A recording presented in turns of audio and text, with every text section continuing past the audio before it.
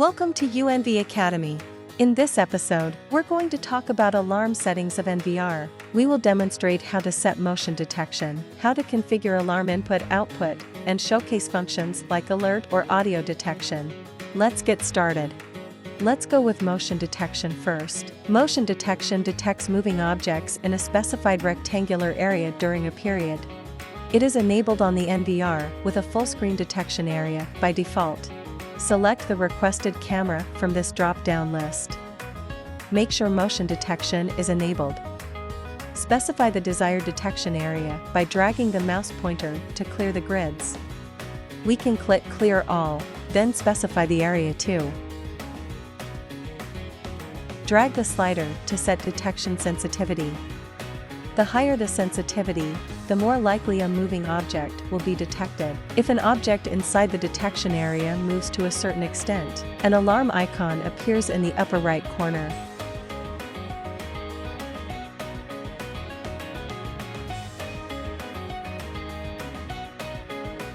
Setting up trigger action will make sure that we will get notified by a buzzer sound, or email message, or a pop-up window when an alarm occurs.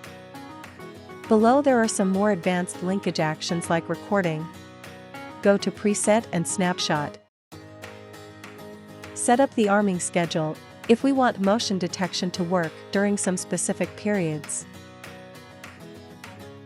Next is tampering. The tampering detection alarm occurs when the camera lens is covered. Trigger action and arming schedule are both supported by this function. As for the human body detection, the alarms will occur when the presence of human beings is detected in the specified area. This function may vary with IPC models. And the video loss configuration is for setting alarm trigger in the event of losing video. Alarm input on an NVR is generally for sensors or switches. And outputs can be connected to devices like sirens and floodlights. Go Edit. Tick Enable. Rename input if needed. Get alarming types as NO or NC. NO means normally open connection, and NC is normally closed connection. Click Trigger Actions for preferred actions types when alarm input takes place.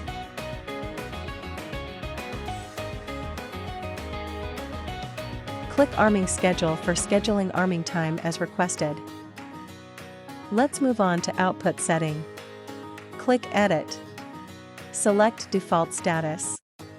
We can customize the signal output duration from 1 to 3,600 seconds. Or choose Maximum option to output signal continuously. Select relay mode between bistable and monostable. NVR might encounter issues like IP conflict, network disconnected, and disk offline. For a more stable and safer operation, we could configure the alert notification in advance. We can have all types configured with their own alert output. Click Alert Type.